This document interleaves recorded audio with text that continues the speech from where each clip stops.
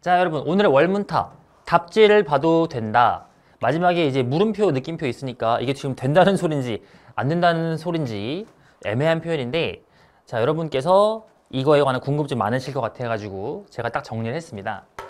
제가 현강에서 공부법에 관한 얘기를 하다 보니까 학생들이 저한테 어떤 질문을 했냐면, 답지를 수학 문제 풀다가 봐도 되냐라고 물어봤는데, 너무 중요한 질문이죠. 요거에 관해서 제가 딱 깔끔하게 정리를 해드릴게요. 일단은 제 얘기를 좀 할 건데, 제 얘기. 제가 이제 고1 때 공부를 뭘로 했냐면 정석으로 했어요.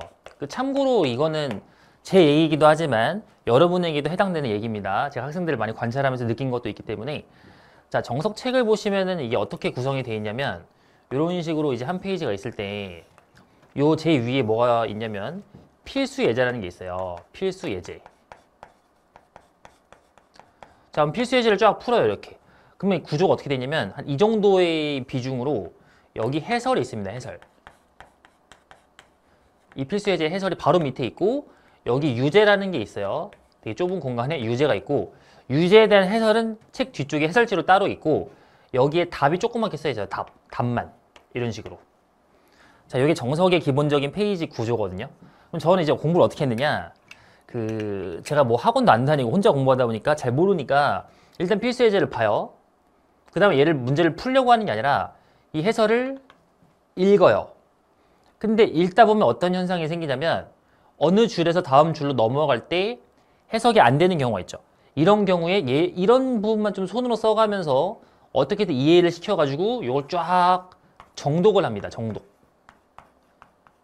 마치 우리가 비문학 독해 문제 풀듯이 천천히 정독을 해서 이해를 해요.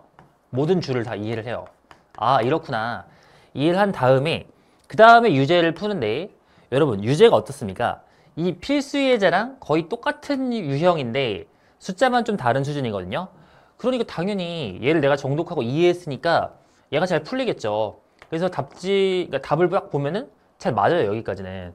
간혹 안 풀리는 유제가 있으면 어떻게 했냐면, 얘를 한 1분 정도만 고민하다가 1분 보자마자 풀리는 거는 풀고, 내가 이제 잘 안 풀리면은 이때는 바로 해설지를 봤어요. 한 1분 고민하다가 안 풀리면 해설지를 보는, 이런 식으로 공부를 했고, 자, 이렇게 공부를 하다 보면 뒤쪽에 뭐가 있냐면 이런 식으로 연습 문제가 있어요. 자, 이렇게 책 한가운데입니다. 이렇게 연습 문제가 나와서, 그 정석의 연습 문제가 좀 어떻게 돼 있냐면은, 처음 이제 1번 있고 이렇게, 2번 있고 이렇게, 3번 있고 이렇게 문제가 빽빽하게 있고, 그 다음에 풀 공간이 여긴 별로 없어요. 그리고 쭉 넘어가서 뭐 10번도 있고 이런 식으로 11번, 12번 이런 식으로 있겠죠. 자, 이렇게 공부를 하면 어떤 현상이 생기냐면, 이 연습 문제에서 1번, 2번, 3번은 잘 풀려요. 왜냐면 애초에 1, 2, 3번은 쉽기도 하고, 여기 필수 예제랑 크게 유형이 다르지 않으니까 얘는 잘 풀리는데, 그 다음에 이제 10번, 11, 11을 풀면 뭔가 잘 안 풀려요. 그럼 어떻게 했냐면 틀렸다고 표시를 합니다. 이런 식으로. 그리고서 해설지를 봐요, 해설지. 그럼 해설지를 얼마나 빨리 봤냐면, 그냥 문제 보고서 1분 정도 고민하다가 안 풀리면 해설지를 보는 거예요. 1분 정도? 이렇게. 그럼 항상 어떻게 돼 있냐면은, 처음 연습 문제 앞쪽은 다 맞고 이런 식으로, 그 다음에 연습 문제 뒤쪽이 좀 어려운 문제들은 다 틀렸다고 표시가 돼 있습니다. 그럼 해설지를 보고 또 이해를 해요. 정독을 한 다음에. 이런 식으로 빠르게 진도를 뺄 수 있거든요. 이렇게 1회 독을 합니다. 그 다음에 얘를 2회 독을 해야겠다 이러고 다시 풀어요. 그러니까 복습이 중요하다 이런 걸 어디서 주워 들어가지고 2회 독을 하려고 막 봤을 때 어떻게 했냐면, 이때 맞았던 건 다시 안 풀고 이 틀렸던 걸 다시 풀면 어떤 일이 생기냐면, 이 10번 같은 경우는 이때 해설지의 내용 자체가 머릿속에 아직 있는 거예요. 그러니까 암기를 한 거죠. 암기가 된 것들은 다시 풀면 맞으니까 세모. 근데 11, 12번은 다시 풀어도 또 안 풀려요. 똑같이. 그러니까 처음 풀 때랑 똑같이 안 풀려요, 그냥. 그럼 또 해설지를 바로 봐. 그 다음에 아, 되는구나 하고 넘어가는 거, 이런 식으로. 그럼 지금 2회독이 된 거잖아요.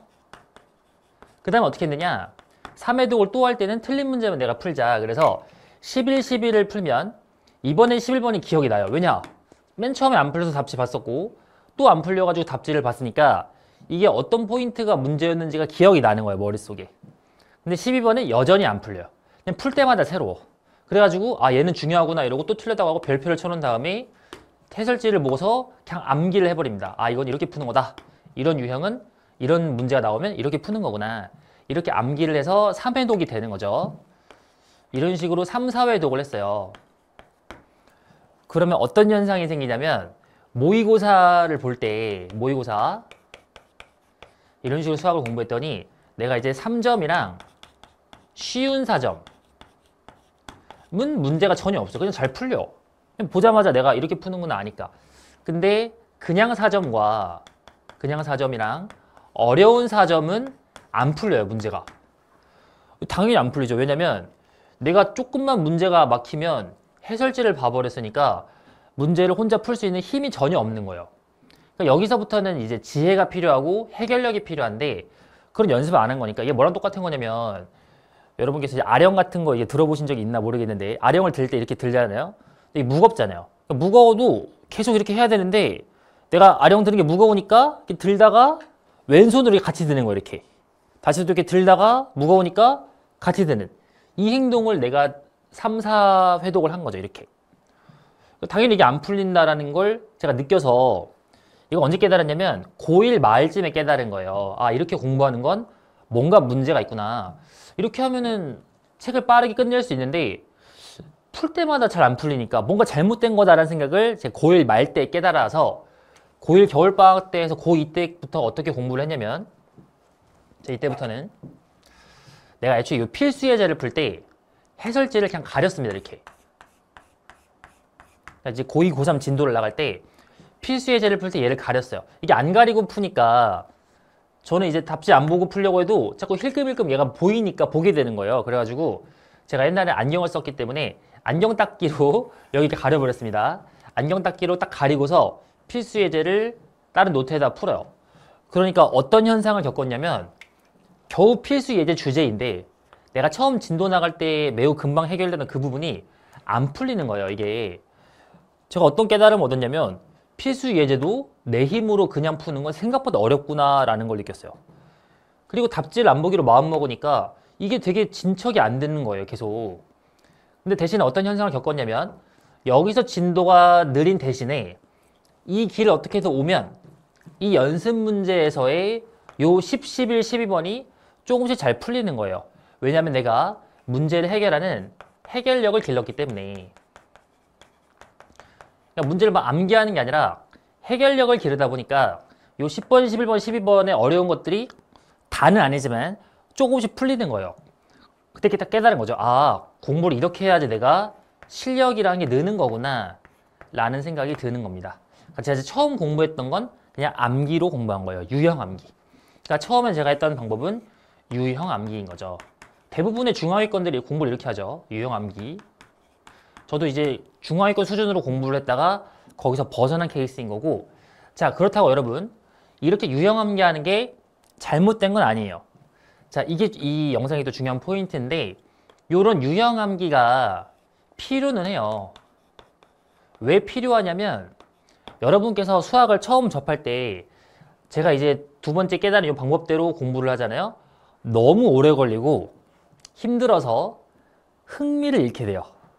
그러니까 처음부터 제대로 공부하면 오히려 흥미를 잃기 때문에 저는 개인적으로 처음에는 이렇게 하는 게 나쁘지 않다 봅니다. 여러분께서 이걸 깨달으셔야 돼요. 그러니까 이렇게 유형 암기하듯이 공부를 하면 즉 문제를 보자마자 안 풀리니까 해설지를 보고 문제를 보자마자 한 1분 고민하다 해설지를 봐. 이렇게 공부를 하면 내가 유형적인 문제는 다 풀 수 있지만 쉽게 말해서 센 수학의 B단계 문제는 풀 수 있지만 센 수학의 C단계 같은 거 혹은 뭐 수능에서 어려운 사점은 안 풀린다라는 걸 느끼셔야 되는데 대신에 암기를 하면 수학이랑 친해질 수가 있어요. 수학이랑 내가 친숙해질 수 있다. 그리고 진도를 빨리 뺄 수 있잖아요. 자신감도 조금 얻을 수 있어요. 처음에는. 자 그래서 물론 처음부터 좋은 방법으로 공부하면 제일 좋은데 여러분께서 아예 기초가 없다. 노베거나 너무 기초가 없는 상황이다. 이런 경우는 답지를 조금은 봐도 괜찮아요. 그냥 처음에 빠르게 내가 진도를 나가는 것도 중요하니까 대충 어떤 흐름인지 아는 게 되게 중요하거든요. 그렇게 공부를 하다가 내 실력이 만약에 모의고사 기준으로 10번에서 15번 중에서 내가 2개 이상은 무조건 틀리고, 그러니까 내가 틀리는 개수가 2개 이상이고, 20에서 22번 중에서도 내가 2개 이상은 꾸준히 틀리고, 그 다음 선택 과목인 28번, 30번에서도 내가 2개 이상은 틀리는 실력이다. 그럼 지금 몇 개 틀렸어요? 6개는 꾸준히 틀리면 4, 6, 24니까 내가 한 76점에서 한 80점 수준이다. 모의고사를 봤을 때.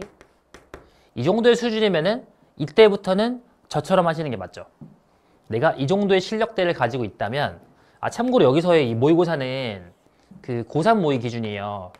여러분 고1, 고2 모의고사는 취급을 안 합니다. 너무 쉬워가지고. 그래서 고3 모의고사부터 내가 저런 실력이면 저처럼 문제 하나를 풀더라도 정말 끙끙대면서 4점을 뚫는 연습을 해야 돼요. 반드시 여기서 뭐 해야 된다? 4점을 뚫는 연습을 해야 된다. 답지를 안 보고서 열심히 끙끙 앓면서. 그걸 해야 대학을 갑니다, 여러분. 대학 가고 싶으면 하셔야 돼요. 이 과정이 반드시 필요합니다. 처음에 되게 힘들고 오래 걸려도 이 과정을 넘어야지만 여러분께서 4점의 벽을 넘을 수 있고, 여기서부터가 결국에 지혜의 영역이니까 이 지혜를 길러야 하는 거예요. 해결력. 이런 것들을 기르셔야 되고. 자, 여기까지 하면은 이제 일반적인 영상이랑 답이, 그러니까 내용이 비슷할 것 같은데, 단계가 더 있습니다.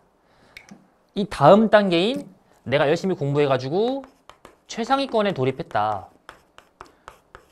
혹은 뭐 상위권, 뭐 상위권이거나 최상위권에 돌입했다 이러면 어느 수준에 가게 되냐면, 일단 처음 단계에서는 어려운 사점을 봤을 때 아예 안 풀리죠. 이 단계를 좀 거치면 어려운 사점이 좀 풀린단 말이에요. 그럼 여러분께서 이제 문제를 딱 만나면 어떤 문제가 이렇게 있잖아요. 그러면 풀리긴 풀리는데 한 가지 방법밖에 안 보이면서 풀리는 형태가 오게 됩니다, 여러분. 어려운 문제를 풀 때 여러 가지 길 있잖아요. 이렇게 여러 가지 길. 이런 여러 가지 길이 있으면 내가 한 가지 방법만, 이렇게 한 가지 방법만 풀리는 이런 수준이 오게 되고, 조금 더 실력이 쌓이면 한 2가지가 보이는 이런 상황이 될 건데, 그럴 때는 오히려 해설지를 보는 게 좋아요. 그러니까 최상위권이라고 하면은 좀 극단적으로 하루에 1실모를 푸는 수준, 하루에 모의고사 한 끼씩 소화할 수 있는 그 수준까지 가게 되면 내가 또 다양한 경험이 필요한데, 여러분 제가 맨날 얘기하지만 수능의 어려운 사점에 대한 모든 문제를, 수능의 어려운 사점의 모든 문제를 보자마자 출제자 의도대로 푸는 사람은 없어요. 알겠죠? 그렇기 때문에 최상위권이 되면은 엄청나게 많은 사점들을 많이 풀어봐야 되는데, 이렇게 계속 새롭고 어려운 사점들을 막 풀 때 내가 이렇게 빨리 풀면 해설지를 봐가지고 빠르게 출제 의도는 요거였구나, 이런 식으로 판단하는 게 되게 중요합니다. 내가 문제들을 이렇게 나만의 방식으로 이렇게 풀 거잖아요. 어떤 건 뭐 2가지로 풀 거고, 어떤 건 이렇게 3가지 방식으로 풀면 해설지는 어떻게 풀었나, 해설지는 나와 생각이 같았을까, 내가 모르던 관점이 있었을까를 빨리빨리 흡수하는 것들이 필요한 거예요. 아시겠죠? 왜냐? 모든 문제를 출제 의도대로 풀 수 없기 때문에. 즉 경험치가 많이 필요한 거예요. 경험치. 그러면은 이 단계에서 경험치가 필요 없나요? 이때도 경험치는 필요하지만 일단 뚫는 힘 자체를 기르는 게 중요하다는 거예요. 일단 뚫는 힘을 기른 다음에서는 내가 어느 정도 수준이 되면은 수준이 경험치를 많이 쌓는 게 중요하다. 아시겠죠? 자, 영상을 정리 한번 해볼게요, 여러분. 내가 시작할 때, 수학을 처음에 할 때, 즉 적응이 안 돼 있을 때는 답지를 조금은 봐도 돼요. 이렇게 말한다고 막 습관적으로 보라는 소리 아니에요, 여러분. 아시겠죠? 근데 조금은 보면서 내가 친숙해지고 좀 적응하는 건 나쁘지 않다. 근데 그러다가 중간 단계가 되면 4점이 안 풀리는 단계, 즉 쉬운 건 풀리는데 어려운 것만 골라서 못 푸는 단계가 오거든요.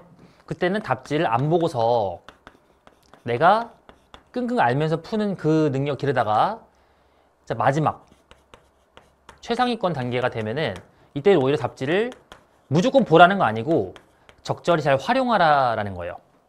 그러니까 답지를 빨리빨리 보면서 이렇게도 할 수 있구나, 저렇게도 할 수 있구나 하면서 데이터를 많이 쌓는 게 중요합니다. 이땐 데이터를 쌓는 것보단 순수 실력을 기르는 게 중요하고.